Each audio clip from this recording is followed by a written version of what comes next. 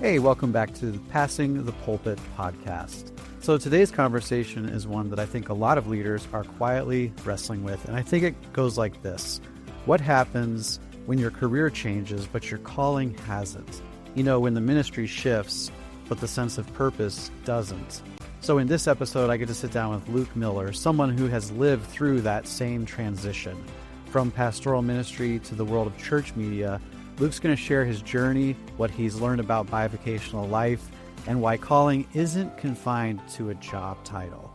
We're also going to dive into how media is shaping the way churches communicate today and what actually works when it comes to reaching people in meaningful ways. And then, of course, we're going to tackle the big question, AI, robots. What does it mean for the church, and where does it help, and where should we be cautious? So this is an honest, thoughtful conversation. It's going to be about ministry, identity, and staying grounded in what really matters. I'm really glad you're here. Grab a friend. Let's jump in. Well, hello. Welcome Luke Miller to the podcast today, which I'm really, really excited about. Luke, you have, an interesting resume in the church world, in the church space. You've worked in media. You've been a pastor. You are growing a family. Like, there's a lot of cool things you've got going on. So if you could, I've got to know you pretty well over the last few years, but maybe those listening don't know you. I'm curious if you could share, a little bit flyover of what your journey's been like and, how you've got to the place you are today. Yeah, well, you let off with like maybe the most interesting thing about me, which is my family. I've got a wonderful family. We live here in Richmond, Virginia. I've got a wife and two little boys. One is 2.5 and the other one is about 8 weeks old. And just loving that life, trying to figure out how to, keep ourselves sane and keep them sane and fed and bathed and all that kind of stuff. So yeah, we're right here in the thick of it. And it's been really good. So you mentioned my career in media. I kind of most notably was with Worship House Media for about 16 years. And part of the Salem Media family of church resources, and kind of tripped and fell backwards into it. Honestly, I was called into ministry when I was in high school. So it was something that happened to me pretty young, where I just felt like God was calling me to a life of ministry. And I wasn't entirely sure what that looked like, but I was just willing to take the steps and go the distance. I was like a terrible student. I hated school. So I went the Bible college route because I didn't want to do a 4-year university and then seminary. I wanted to just get this thing over with. But I actually went to a few different schools around the world. I went to Spurgeon's College in the UK. I went to the Baptist Theological College of Southern Africa in Johannesburg.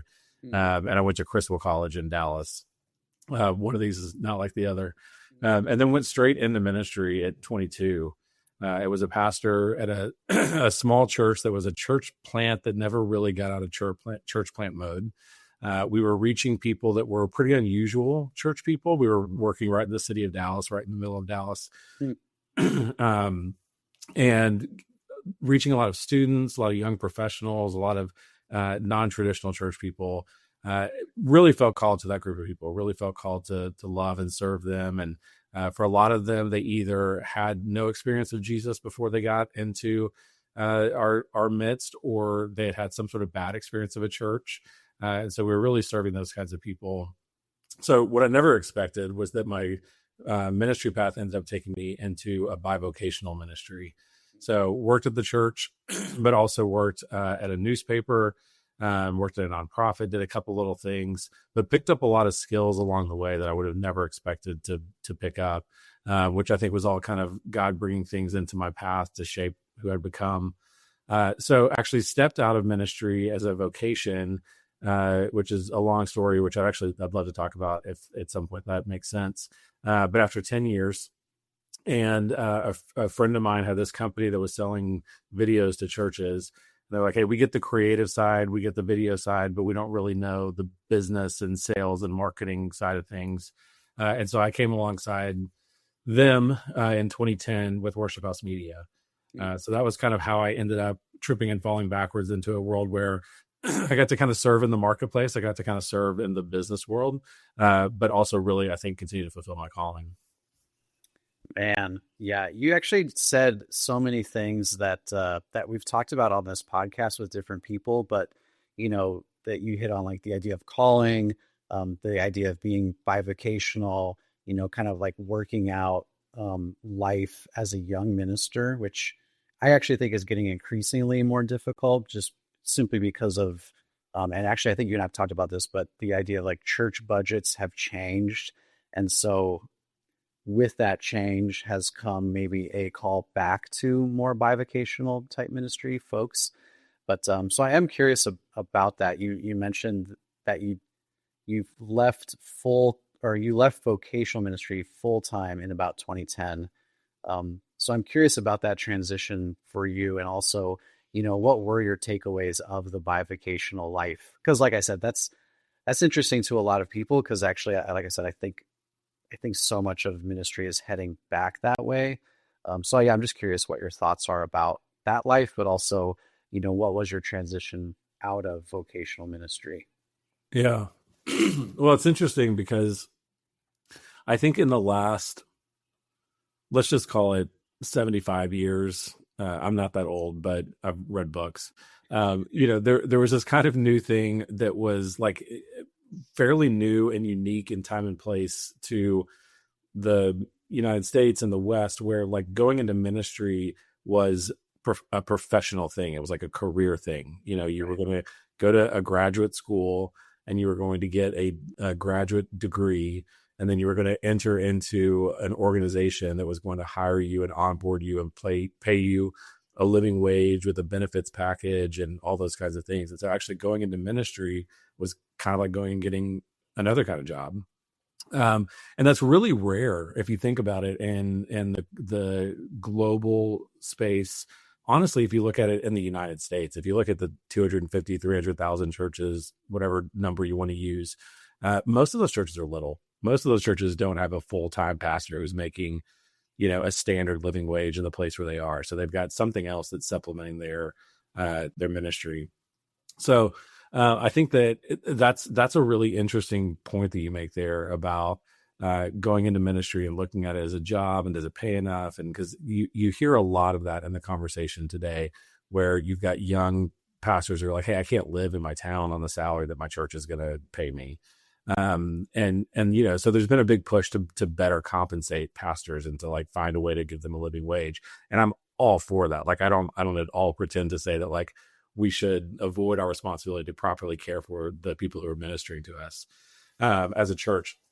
But I also think that we should be, if we truly feel called into ministry, we should be willing to do the work of the ministry, for free, or for what the place where we feel called to can reasonably give us, in return. Yeah, that's, I mean, such a good point that the idea of it's like a profession, like this is there's like the stereotypical trope of, a high schooler visiting his or her high school guidance counselor, and they're talking and they're like, oh, you know what career path you should take. But that brings up the idea of like a career path versus a calling, and depending on what kind of church denomination you're in, that whole calling idea and kind of process looks so different from denomination to denomination. Whereas, you mentioned you felt like a call, and I have a specific memory of feeling a similar thing of like, oh, this feels really purposed, this trajectory that I feel like I'm on. Um, but yeah, what do you think about that? Well, that was the hardest thing for sure, was stepping out of that, quote unquote, full-time vocational ministry piece, and not calling myself a pastor anymore, and not having my picture on the church website anymore, and, putting those business cards in the drawer. That was the hardest thing for me, because it was like, gosh, I feel like I was called to this. I feel like I was called and kind of created for this, like that was another big piece of it, is that it wasn't just a calling, but it was something that I really felt like this is who God made me to be. And so I wrestled really heavily with that, and talked to spiritual directors about it, talked to fellow pastors about it. I think what I really heard from the Lord in that moment, in that season, was like, dude, you're right. You were created this way. You were called to do this. Nowhere does that mean that you've got to have your name on a website, that you've got to have a title at the front of your name, that you've got to have a business card that says that you are a pastor. So you're going to be a pastor. Like that's who I created you to be. That's who I called you to be. You're going to do it. It's just not going to be tied to, your vocation, your income, and actually that process was incredibly painful, and incredibly hard. And I don't really wish that gauntlet on anyone. But I do think that it was incredibly freeing to know that, like, oh, I can just enter into the world in this way, and will enter into the world in this way, in unpaid roles in my church, in the people I encounter in my neighborhood, in the ways that I go to work. I'm still going to be a pastor. I'm still going to live that out. But it no longer has to be the thing that is tied to my bank account. Right. And I think in a lot of ways, I have friends who are still in ministry, and it seems like they struggle a lot with, getting paid enough, or, they want to live in a certain neighborhood. They want their kids to go to certain schools, some of those kinds of things, which are all wonderful things that we should want as, people who are leading families. And, but there's that struggle between, like, this is what I feel called to do, and this is what that pays, and this is what I want. This is the lifestyle I want to live, and that's what this costs. And it's really funny. I said to one of my friends recently, I was like, I just kind of think that, like, God meant it when he said it's hard to serve God and money. Like, it's just hard. You can serve God or you can serve money, but it's really hard to try to find that balance of doing both faithfully. Yeah. Again, you just hit on so many points that I hear come up so frequently about the identity, the financials. You didn't quite say this, but I've noticed this in friends and even in myself. But when your income is tied to the church, you also feel some, like, deep responsibility to manage that money well, which is obviously good. But then you can start to feel guilty and ashamed if, like, you have some nicer things or something like that. Like, actually, I remember we bought our first townhome. Someone gave us, as a housewarming gift, a family member gave us, like, a really, really nice TV, one that was, like, way out of our ability to buy. And I just remember in that season of ministry having people over, and I'd always felt this, like, need to say, oh yeah, that was a gift. Yeah. Like, it just is a weird thing. And it is a lot to manage. And it's a lot, like you said, there's pain involved in there. There's shame. There's this identity problem. And there's a lot of people who are going through those exact things even today that are struggling with the things we're talking about right now, like struggling with, you said it so well, but even like, well, I really want my kids to go to school over here, but that's like a private situation I'm going to pay for. Well, is that okay? Am I allowed to do that? So there's a lot tied up. There's a lot of stuff that's, like, tied up in it, isn't there? Yeah. Yeah, for sure. I think particularly in America, like, there's so much wrapped up in, like, the American dream and keeping up with the Joneses and all those kinds of things, that can sometimes feel really, maybe not in conflict with our calling, but, like, just like there's some dissonance there. Yes, there you go. Yeah, there's a dissonance for sure. So, well, that part of your story, but now, drag us into the media side. So you got into media, and I know that you've been able to continue to walk in a lot of the giftings that you have, and you probably say, yeah, I can see where I've been able to pastor, and those gifts still are alive and well. Yeah. But yeah, you spent so that was 15, 16 years in media. You're still in media. So I'd love for you to talk, I think we'll probably spend the rest of our time talking about that aspect of your life. Yeah. But also how media is used by churches, how ministers use it, it's changed.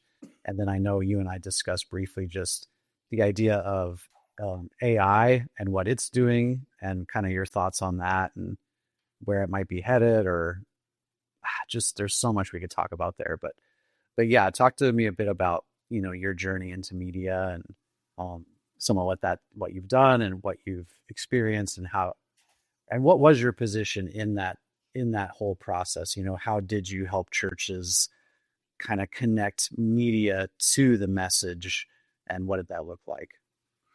Yeah. So one of the things that was interesting about me is that I didn't have a video background at all. Like I didn't have a graphics background, or I was a worship leader for a little bit when I was in college, but Mhm.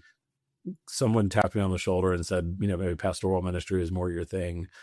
So even that like wouldn't have been a deal. But um, so when I got into it, I kind of had to learn that world, but I was definitely entering into it from the perspective of my pastoral calling, my desire to serve pastors, my desire to particularly help smaller churches. I'd had that experience of being in a church that never really got over about 150 people, and Right.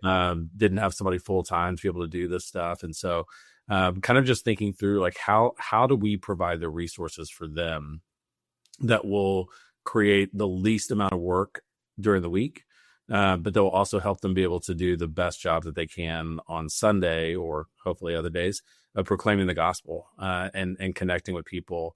And I think that media has a really powerful way to do that, especially video. There's a way that there's just a way to connect with story in a way that can make us laugh. It can make us cry. It can make us think. It can make us ponder. It can make us see ourselves in a story that we might not otherwise do. I often thought about when I was a pastor, how, I spent hours and hours preparing a message for Sunday.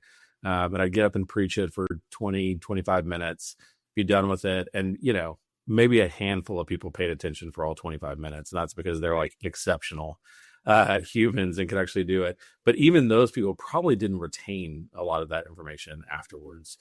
You hope that maybe somewhere back in the recesses of their brains and their spirits, they do retain some of that.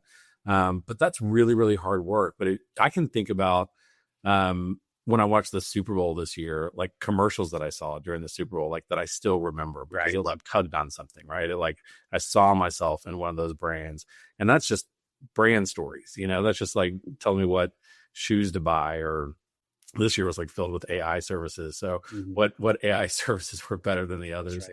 right. Um, but uh, but so I really loved that piece of getting to do this job. So we worked with over the years, hundreds of thousands of churches, who were primarily small churches, because that's what most churches are, all over the world, who were trying to figure out how to more creatively communicate the gospel. How do we tell the gospel story in a way that will intersect with someone's life who's watching the screen? So I loved that part of it. And I worked for Worship House Media. We created sort of a division or a group of websites, that were all dedicated to pastors and church leaders. So it was employment resources. We did a sermon site. We had obviously the media stuff that we did, and then curriculum. We did kids curriculum. And so we did those all in that way of like, how do we make this accessible to a small church, bivocational, minimally vocational volunteer leader? How do we make it accessible to them? And so that was a ton of fun to learn that world. And then I guess about 10 years in, we went from being like strictly a distributor of content. So we only were a platform where we sold content that other people were creating. And we started to make some of our own stuff. And that was a really interesting journey, to kind of enter into the production piece of this, because I always knew how to look at something and say like, okay, this is something someone else made, this works or it doesn't work, or this fits here or it fits there. I was able to do that. But getting into that space of starting to make our own video content was really interesting. I learned a lot of lessons that I didn't learn the first 10 years of doing it. Yeah, stepping into the producer role is that's an interesting application of pastoral gifting too. If I was just thinking about a good friend of mine who's such a pastor. He's not currently working as a pastor, but then he went and he became he's a baseball coach. And you just think about like, yeah, those same skills, I mean, transfer over so well, as you're working with people and you're talking to people and you're motivating people and encouraging them and, trying to take a collective group towards a mission or towards a purpose. But that makes a ton of sense. Yeah. So what was something, as you've worked in it again, because the past 15 years, let's say, things have changed a ton in the media space. So I'm just curious, what was, something early on that was surprising to you about how churches used media or maybe didn't use media, something that you thought like, oh, that's kind of a shocking thing. But Yeah. Well, it's interesting because not only has like production abilities and styles and capabilities, not only have those things changed, but also distribution has changed so much. So I got in this in 2010. Worship House Media started in 2005, and Worship House Media was one of the first places where you could go online and, like, this sounds crazy now, but one of the first places you could go online and search through like a lot of different video preview files, decide a thing you want, and then download it. There was a website called Sermon Spice that I think predated us by about 6 months, but we were like the first two people that did that. Just to give you an idea, we started in October of 2005, July of 2005, I think, or definitely summer of 2005 is when YouTube started. So like very, very early on this idea of like, I can go on my computer and watch video or download video. So yeah, tons of change.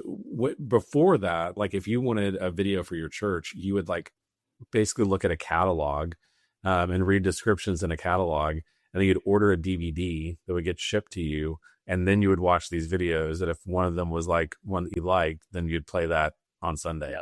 Yep. So like a really different model. So and then obviously all that technology has gotten better. Membership models have come around where you pay one price and you get to download everything you want and all that stuff entered. But it's been fascinating to me to see how content has kind of ebbed and flowed, because for a long time, if you wanted to make a church a video, you had to have a camera. Like you had to have a video camera. You had to go out and shoot either a real person or an actor on a set or otherwise, and like create something the old fashioned way, Mm-hmm. And then around the late 2000s, like 2008, 2009, 2010, things like After Effects and Cinema 4D, like motion graphic stuff became more accessible. And so then you had a lot of people who were creating really cool stuff using like kinetic typography or, different like animated objects on the screen. And so that became really cool. And because that became cool, that became like the most popular stuff. Like that's what everybody was doing. And then I think what we've really seen like in the last 5-ish years, maybe 5 to 6 years, is actually a trend away from motion graphic stuff and toward real authentic humans on screens. And the tools have gotten way better. Like before you even talk about AI, just like there's so many stock video sites and various ways that people can now bring that stuff into their churches and into their productions. You're starting to see a lot more of that. And I think that's a cultural response to, I think that churches want, I think we're starting to get, people want human stories. People want to see themselves on the screen. They want to see people that look like them. They want to be able to connect with that story. And so I think we're seeing a move toward authenticity and humanity in a lot of that content. Yes, definitely. Definitely a move, yeah, back to humans and, the warmth of another human for sure, as things evolve so rapidly. What was you mentioned this, but like you were talking about retention and people paying attention, isn't it crazy that using a visual aid of some kind helps so much for retention? It feels like you said, like now that it's more accessible, it feels like so many people can employ that concept versus maybe just standing up and talking for 40 minutes, which again, even the most dialed in person can only retain so much of that. So it's kind of like using those different tools that we have available to help your congregation, to retention, but also understanding. And that's where I feel like media fits in and why it's so cool that it's become so accessible. And like you said, like you used to have this crazy setup, but now you can even buy a fairly simple projector that connects to your iPhone and you can project onto a wall even if you're like trying to show a video to your 15-person youth group. So it's pretty crazy, how quickly that has changed. But I'm curious what you think about, that kind of arguments about using the visual aids and using those tools to help with retention, and also like what who bears that responsibility? Isn't it incumbent upon the pastor or the church to kind of do whatever they can do to help convey the message, but also make the message memorable? Yeah. I think that I think we often get really caught up in the tools, in the technology and the tools and the methods. And I think that we have a responsibility to think through the consequences of certain tools and technologies and methods. But I really think that like ultimately what it comes down to is our calling is to take the message of Jesus to people. And I had a professor in Bible college who taught us something that like has stuck with me all this time. But he said education doesn't happen when a teacher teaches, but when a learner learns. So we can get up and proclaim all day long. We can get up and say the words all day long. We can show videos all day long. We can sing songs all day long. But until that penetrates the heart of a person who's listening to what we're saying and doing, and that life is transformed by God's Spirit, like it really doesn't matter what we say or how we say it. And so I think what we have to be in pursuit of is how do we faithfully use those tools and those techniques and those methods to achieve that purpose? Because that's what it all is. Like strip everything else away. If tomorrow, somebody unplugs the internet and we don't have it anymore, and like we're all just like talking to each other in real life again, IRL as the kids say, then like, do we still have a message? Do we still have a ministry? And like that's what we need to figure out how to do, is how to do it there. We do have the internet, we do have video, we do have screens. So we got to figure out how to do it there. I think the temptation, and I actually just did a webinar with some denominational leaders in Texas. And one of the things I said is like, if you're doing this to look cool, or if you're doing this to be culturally relevant, like don't do it. Because one, you're probably not going to look cool. It would be like if I went and bought like a bunch of clothes like the teens are wearing or something. Like I'm not going to look cool. But also you're not going to be culturally relevant, like because you're trying too hard. But if you're doing this because you think that like you can deepen the worship experience and like create a second layer of transcendence when someone is worshiping God, if you're doing this to help your message land in a deeper way into someone's heart, if you're doing this in a way to better move your services along to aid in those two things of deepening worship or getting people to be transformed by the message, then yeah, absolutely use them. But I think a lot of it comes down to like, why are you doing it? Like what's the heart motivation? And are you doing the faithful work that you need to do to work through that and get to that place? Right. Yeah, I have a lot of, I guess empathy or sympathy would be the right word for folks who are stuck in that place where if they were honest, they probably say, yeah, I am doing this to be more relevant. Like on some level, I am doing that because because the church across the way, whatever, has a video program, Yeah. they're using it. So yeah, it's definitely hard. I mean, that goes back to just the difficulty of ministry, and you brought up a great point earlier. Like you said it, but there's 300,000 churches in America, and the average size of them is 100 people, right? Like it might even be less actually. Yeah, I think so. But these are not big congregations, so you really do have to ask yourself like why, like you said, why am I doing this? Why am I doing it this way? Is this a benefit? And then kind of like I was saying, I think there is a responsibility to think through because every context and culture is different, but to think through as the leader of said space, am I doing all I can to help this message be memorable and to be impactful? Like, am I doing what I can to get it across? And if at the end of the day you decide that includes projecting some video on the wall to help make this thing make sense, then praise God. Like, let's do it. But it's a great point you said. Like, people do have to think through in every area of the church. Why do we do things this way, and what's the end goal here? Yeah. But I think being culturally relevant is is the means and not the end. Mhm. Yeah.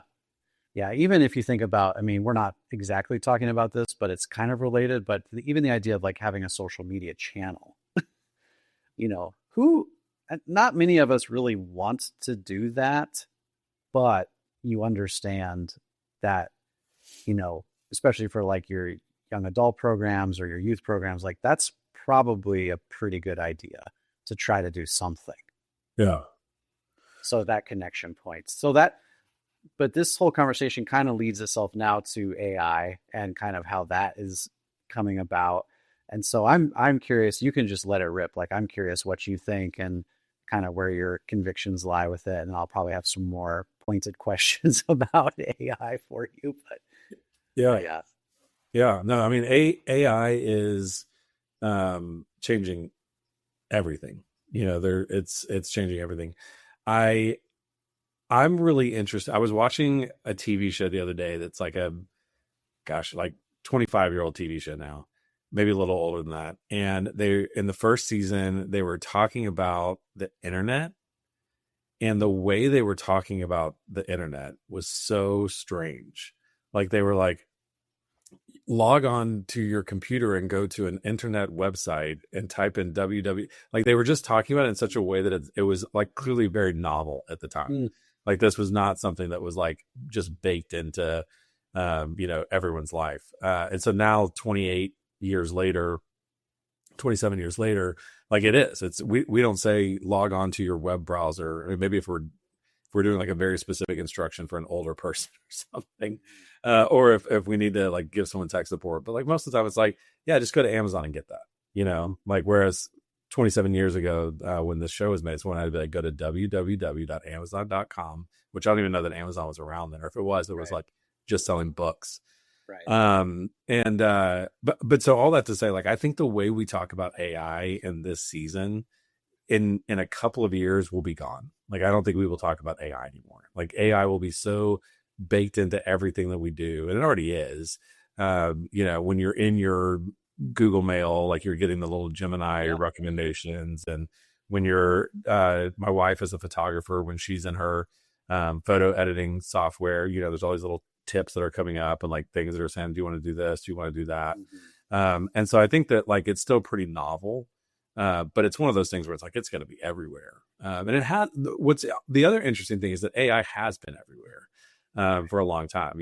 There have been a lot of things like Google used primitive AI to help us get better search results, and Microsoft used AI to figure out when a word was spelled wrong and give us a suggestion of what the word it should have been was, like all of that is sort of, so yeah, I think what's interesting to me is that AI is definitely the buzzword right now, and it's everywhere and it permeates everything. And it will continue to permeate everything. I think as we talk about media, we're probably talking more about generative AI, which is new and rapidly expanding. I mean, the ability to type in a sentence into a chatbot and say, write me a 4-page article about this topic, and it just like spits something out, or create an image, or create a video, or change this video, or change this image. Like that stuff is rapidly changing. And I think that it's you kind of hear two arguments about it.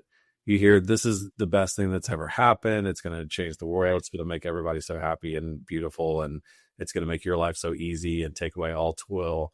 And then you hear the other argument, which is like, no, the world's on fire. This is going to destroy the world, and we're never going to talk to each other again. And the robots are going to eat us. Like you got to get like these two ideas. And I think if you look at any technology, like we could go back as far as you want to, but like look at the printing press. Like the printing press was amazing because now all of a sudden the Bible could be printed, Right. and it could be put on pieces of paper and bound together in a book, and people could have them in their homes. Like that wasn't a thing until the printing press came around. That same printing press can make pornography, that same printing press can print books that are full of lies. Like it can produce wonderful devotionals that will change people's lives spiritually for the better. and it can print stuff that will send them down a destructive path. The internet has been an incredibly useful tool for connecting people all over the world, helping missionaries stay connected back home and helping people fundraise. And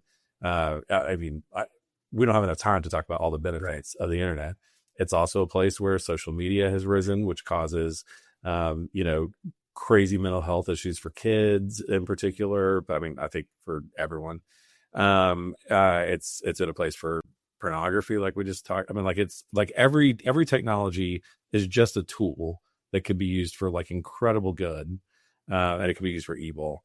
And I think that God wants to do work in the world, wants to do good in the world, and so God's going to use all the tools and all the things available to God and to faithful people who are being obedient to do His work on earth. But there's also going to be some really negative things. Right. So as I think about AI, you said just to let it rip, right? You let it rip. That's what I said. Yep. Yeah. As I think about AI, I am really fascinated by it, and I'm watching all the tools and and the work that I do, I'm using it in various different ways as I can. I think the thing that I'm really aware of, and so therefore also really careful about, is that AI isn't me. And, so every now and then I'll have a particular problem and I'm trying to think through it. So I'll go to, ChatGPT or Claude or, whatever tool is better that, month or whatever. And I'll ask it for help for brainstorming something or help me write something or, some of those kinds of things. And in almost every case, I'm not satisfied with it. Mm-hmm. In almost every case, I'm like, okay, this was helpful. This was good to have an assistant helping me like kind of think through this and work through it, but it's not me. And so, I've learned to use it more extensively on the front end. So my prompts are better. I'm giving it more of what I want to say and the trajectory I'm going in, the angle I want, and some of those kinds of things. But even then, I'm still having to come back around and really edit pretty heavily, and in some cases completely rework something. It was immensely helpful, but it didn't get me to where I needed to go. Right. And I think, Matt, that AI is going to get better, and I think that there will probably be some ways in which it'll learn our language and learn our desires and some of those things a little bit better. But I'm really pretty bullish on like things that are creative and human, which I think ministry is creative and human. Human beings are created in the image of God, and God is a creative God. And so therefore we're creative people. And God is a relational God, and we're creating the image of that God. So we're relational people. So I just really think that like the relational stuff and the creative stuff is going to continue to come from people creating the image of a relational creator. I think that AI is going to be a tool. And I think that AI is going to make a lot of things accessible for a lot of people that wouldn't have had some stuff before. But I just really don't think that like we're going to live in some dystopian world where AI takes over everything. And I also don't think I also think that like things like filmmaking and novel writing, like creating art, songwriting, some of those kinds of things, there will be AI that will do some of that stuff, and that will change the landscape greatly. But I think that the best stuff, the stuff that other human beings are really going to resonate with, is going to continue to be human stuff. Right. And that kind of goes back to what I was saying earlier about, when you strip everything else away, it's about a human connecting with another human and or connecting with God. And you can use lots of things in service to those things. But I think that that's kind of the core of how we were created and what we're called to. Right. Yeah, it's so well said. The created in the image of God, other humans are the same way, and AI is not that. Machines are not that. So it really helps us have a very definitive line drawn in the sand of like, this is you and this is you are not. Like it's very, very clear. So how do you think the overall usage of sites like the ones we have or the ones Salem has had, Sermon Spice, these different sites, what do you think it looks like when some of these generative tools are so readily available. And to your point, I'm a pastor, and I need a 30-second, I have a 30-second video idea, and I'm able to just type in a prompt and then get it spit out. Like, what does that end up doing? And do you think that the technology is going to be adopted in that way? I think it will. So one of the things that was really interesting about my role at Worship House Media for a lot of years, we were a highly, and Worship House still is, a highly curated site. So, we weren't an open platform where anybody could upload content. Like, they had to kind of pass muster. And we got dozens of submissions every year, maybe even approaching hundreds of submissions every year.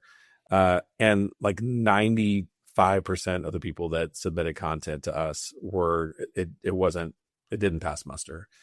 And we weren't coming at that from some sort of like judgmental, our pinky in the air kind of like we want to be gatekeepers kind of way. We were thinking about the pastors who came to us week after week looking for content for their services. And the most important thing that we valued was, can somebody hit our site and find stuff that's relevant to them? And because we want to save them time, and we want to help them get to the right thing quickly. So we don't want them to have to sift through a bunch of, B, C, D level quality, F level quality to get to the A stuff. We wanted to only have the A stuff. And I think that is actually going to be one of the most interesting things that happens in the next phase of, as generative AI gets better and better and more people are using it. It'll be interesting to see how the YouTubes of the world and the Spotifys of the world and the Sermon Centrals of the world, like the platforms that are kind of cultivating these libraries of resources, how they do that work of saying, we're going to say no to this because we don't think it's good enough for our people, that we care deeply about serving well. And then how do we cultivate that to our audience? Like, hey, when you come to YouTube to start streaming videos endlessly all night long, you can feel confident that we're not going to give you stuff that is not worth your time. Because I think if I start going to YouTube and streaming video content, aimlessly all night long, if I start getting weird stuff that isn't very good or that isn't entertaining or that isn't educational, like whatever it is that I'm looking to YouTube content for, I'm going to quit going to YouTube. I'm going to look for it somewhere else. Yeah. And so I think that it's the role of platforms and resource providers is to say, like, the most important thing in the world is not what tool is being used. It's not if it's AI or kinetic typography or video or whatever. The goal is to create a resource that a pastor can actually use in service of proclaiming the gospel. Right. And so, and I think to that point, I think that there probably will be something where someone can go in and say, here's shoot me out a 30-second or a 2-minute video illustration for my sermon. I don't think that I could be wrong. But I think it's going to be very difficult for that prompt alone to create something that someone's actually going to want to put on their screen. Because I think that, I've played with this stuff and seeing where the video tools are at, and it just doesn't get what I want to say. And I think how my people need to hear it, as well as I do. And so I can go in and say, paint this picture, tell this story, use this character to do this, use this character to do that. And I think there will for sure be people who will do that, both professional filmmakers and video people, as well as, non-professional pastors who have a vision and a specificity for what they want. I think by and large, people are still going to go to respected, trusted platforms, right, who have said, we've thought through this problem for you and we've created something for you. I think there's still going to be, again, when you talk about the sheer numbers of churches, like most churches are going to be in that space of saying, I don't know what video I need for Sunday. Like I don't know what I need to open my service. I don't know what style it should be. I don't know what it should look like. I don't know what it should say, but these people over here that resource me, they know. And so I'm going to go to right. them. Yeah, that's an interesting point. Like the the time it takes to even figure out how to write a prompt and set up these different generative tools is like outside of the realm of the amount of time that someone could feasibly take who's also in full-time ministry. Yeah. So even just there, you have like a very real time constraint for building out some of these things that might be necessary. Yeah, this is a super interesting point, which goes back to, the time needed in ministry. And maybe, I know I've talked to several others about this, but maybe if we could continue to keep AI in the toolbox area where it probably needs to live, then we can figure out ways where that tool does help us refine some of our time, and refine some of our processes, but it can stay kind of in the box that it needs to stay in and be a benefit to, ministers and churches, etc. Yeah. Yeah. And I think it'll be more than a tool in the toolbox. It'll be like our shoes or something. It'll be like something that everybody wears every day, all day long. But it's not walking. It's just the thing we put on our feet to do the Right. Yeah, I love what you're saying, because that's kind of even the place that phones have gotten to, right? Uh, Even in the sermon I just listened to yesterday, the phones were brought up, as they are often in sermons, about like, hey, this thing is really a powerful little entity that we have, in our hands all day, every day. And kind of the challenge to really consider how powerful it is and what we're doing with it and what we're doing about it. So yeah, it's interesting, like you're saying, that the phone has kind of gotten into that space where it's become so much a part of our day in, day out. Most of us don't leave the house without it. Yeah. So it's Yeah. pretty we're pretty tethered to that thing, that's for sure. Um okay, so the robots completely taking over, you kind of said that in a funny way. What do you think is the possibility that we're talking about a Terminator/Matrix situation or not? What's the timeline? That's fair. If it's this Uh, year, probably pretty slim. 10 years right. from now, I don't know, coin toss. Yeah. No, I don't know. I mean, I really think that I there's an analogy that I've been walking around with a bunch Mhm. lately, which is the metaphor of frozen food. Okay. So just go with me here for a second. So Okay. after World War II, the means of production got to the point where we had these factories that could mass produce food, stick it into like a little tray, put a plastic film over the top of it, flash freeze it, stick it in a truck. Now there was electricity everywhere in the country. Like at this point, like every little town had a grocery store that had a freezer section. So the frozen food could be transported to that freezer section. People could go into the grocery store, pick up their little Hungry Man tray or whatever, take it home, stick it in the microwave, which every home had at this point too. And in a couple of minutes, they had a meal. Like they had a little Right. Salisbury steak and mashed potatoes and peas and carrots, and they could, eat their meal. And I think that if you were looking at that at the time, the technological breakthroughs and then the apparatus to support it were there in such a way that you were like, oh my gosh, this is going to change the way people eat. Like no one's ever going to need to go to the grocery store anymore besides to Right. get the frozen tray. No one's gonna have to cook. Like they're never gonna have to like put together a recipe and put something together. They're not gonna have to think about what they're gonna eat. They're just gonna be able to do this. And this is gonna solve everyone's problems. And I think what's interesting about it is if you look at frozen food from, even from when I was a kid in the 80s to now, it's so much better now. Like there's access to more cuisines, better ingredients. Things are so different today than they were even, 30, 40 years ago. And I think that, there are a number of ways in which that's analogous to AI, in the sense that like AI is going to get better and better. It's not going to take 70 years. It's going to take like 70 days probably. Right. But it's going to get better and better and better. But like the truth is that there's sometimes when like Hadley, my wife, has a shoot, and I've got to work later, I'm on a call late or something, and I got to feed my two kids. So like I'm going to throw a frozen pizza in the oven. It's going to solve a problem for us, Right. But in the moments when I am not pressed for time and when I am in kind of my best state, and I'm thinking about what I want to feed my family. I'm thinking I want like local ingredients. I want organic stuff. I want to try different cuisines and recipes with them. Even better, like if my wife and I are having our monthly date night, or we're celebrating something, like I'm not going to tell her to go grab a couple of like tikka masalas out of the freezer for our like romantic date. I'm going to say, let's go to a restaurant, where a chef has created a meal and kind of inspired a moment.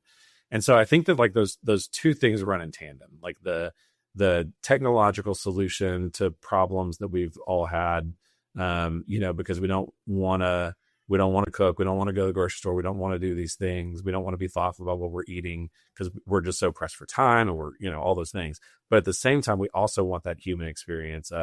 Sometimes we want to make something for our families. Sometimes we want to go to a restaurant. Sometimes we want to, and so not to mention the healthy part of that. A lot of what has driven that like human piece is like us realizing, oh, eating frozen stuff with like packed full of preservatives is like not the healthiest thing to do. Right. And so I think that those two things are going to run in tandem with each other. I think AI is going to continue to develop. It's going to continue to permeate our lives. It's going to solve so many problems for us. It's going to be something we're going to care a lot about. But at the same time, we're also going to still want to have that human connection. We're going to want to do that human thing. We're going to realize that the human thing is more healthy. And so we're going to do both, like what actually concerns me, I think more than anything, is discipleship, and craftsmanship, and artistry. And I think those things are kind of like linked together. Makes sense. Yeah. But I think it's like we need to be teaching this generation of teenagers coming up into the world what it means to follow Jesus, what it means to be a part of the human process of investing in another human and teaching another human and growing another human. Because if we don't do it, no one's going to do it. Or I should say, if we don't do it, ChatGPT is going to do it. Yeah. These kids are going to go and ask ChatGPT what it thinks, and it's going to tell them something. And even if they say, think through the lens of Tim Keller or a good Baptist, or, fill in the blank of whatever, it's still not going to be perfect. Yep. So I think we need to be, and we're not going to be perfect either, but we're at least going to be human.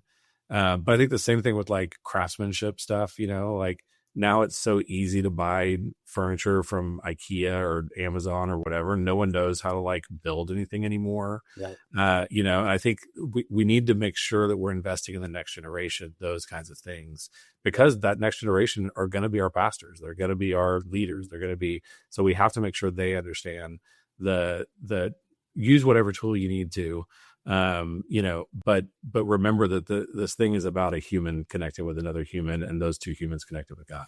Yes, there you go. Your frozen food story just made me laugh a little, because we have every Saturday we're in the middle of two huge farmers markets that go on every Saturday. And like these are big. One of them takes over an entire college parking lot. Another one takes over an entire downtown, basically park area, like massive. And so to your point, it's like, yes, we have all the options in the frozen food section at the store. Yes. But we have thousands of people going to these farmers markets every Saturday. And kind of the point you're making, it's like, why are they doing that? And I could tell you several reasons. My wife goes to them frequently, and she loves talking to the farmers and meeting people and asking them questions. And like, that's the piece that's just never gonna, you're just never gonna AI that away. Yeah. So your frozen food analogy gets even better when you think about, like I said, like even this whole thing of farmers markets and, organic, locally sourced, locally grown type foods that we could get our hands on, is so amazing. Yeah. Even out here, I don't know if this is true where you are, but even out here, on these different corners and open lots, you got people selling raw honey all over the place. And you're like, that's, that's crazy. I could talk to somebody who's harvesting honey. It's great. It's crazy. But yeah. And I think what a lot of people don't realize, unless you're kind of in that space, is that like the reason why people are attracted to farmers and, people who are making local crafts, and they're attracted to the story behind it and the human behind it. And the artfulness behind it, the health behind it, the stuff that's like, yeah, it's just a cantaloupe. Like, can you get a cantaloupe in the frozen section and just thaw it and eat it and it tastes like cantaloupe? Yeah, you can. But there's something more human, I think. And I think that, again, in tandem, like I'm not saying we're all going to ditch AI at some point. Like AI is going to run everything. Like it's going to be present in every part of our lives. But I think that we're also still going to want that human thing. Mm-hmm. Yeah. That's a great maybe exclamation point to put on the AI conversation is both and. So I'm curious, as we're coming up on an hour here, would you mind sharing briefly like what you're working on now, and even if someone wants to pick your brain about media or look into what you're doing, what you're doing, where they can find you, and things like that? Yeah. So I've just launched my own consulting business to basically take a lot of the things. I shared a little bit of my story about how God's winded this like kind of circuitous path through pastoral ministry and content distribution and then content production, and thinking through like the strategy and the growth stuff behind that. And what I really want to do is I want to take that experience and I want to give it to people who wouldn't traditionally be able to afford someone like me. I have a friend in Richmond here who's a fractional CFO. So he's like a high level financial guy, but he doesn't work for one company. He works for like 30. And he gives them each like an hour of his time. And so they get access to a CFO brain without actually having to hire a CFO that they wouldn't be able to afford. So my story is that as I've been kind of growing in my career and meeting lots of people and going out into the world, I have found so many churches who have some sort of story they want to tell. They have something they want to create, but they don't really know how. And they start tinkering with the tools and they realize that they don't have they're not equipped to do it, and I want to be able to go to those people and say, hey, I can help you make the thing that you're looking for. And we can do it in a way that is like economical and that works for you. Because I think you're right that God has put a story in your heart, and I want to get that out there to other people. I think there's a lot of people, churches and organizations that are creating content for a specific purpose, like for a Sunday morning experience or for a marketing campaign or something. And they're making really, really good, high quality stuff that does all of that human connectional stuff that our media should do.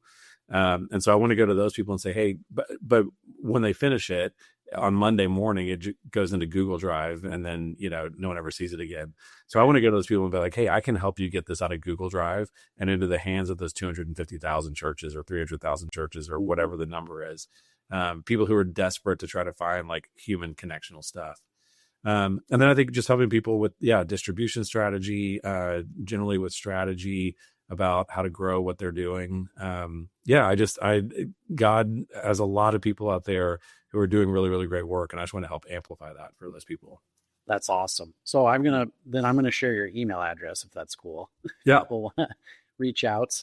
So that's one way you get a hold of Luke. And man, I appreciate so much talking to you, and, wanted to do an episode kind of like this where we did talk about media, because that is a large and growing part of a lot of churches' experiences. And, when I thought about it, I thought of you, because you've been in it for a long time and you have a great reputation amongst all the different media companies. And so I really appreciate your insight and kind of just sharing a bit of your journey and, what you've seen. And thanks for being honest about AI. Yeah. Well, thank you for having me. This has been a lot of fun. Oh, a lot of fun. Well, best of luck on your next phase, and I hope to see you again soon. All right. Thanks for listening. If you've enjoyed this episode, don't forget to subscribe, leave a review, and share it with another pastor or ministry leader who you think might benefit from this conversation. And if you're looking for more tools and resources to help you preach and lead with confidence, be sure to check out sermoncentral.com/podcast. Sermon Central is the largest online resource hub for pastors and ministry leaders. From illustrations to outlines to media, you'll find everything you need to preach and lead effectively. So check out sermoncentral.com/podcast, where you'll even find a special podcast listener discount on our membership pricing. Check it out and stay tuned for our next episode.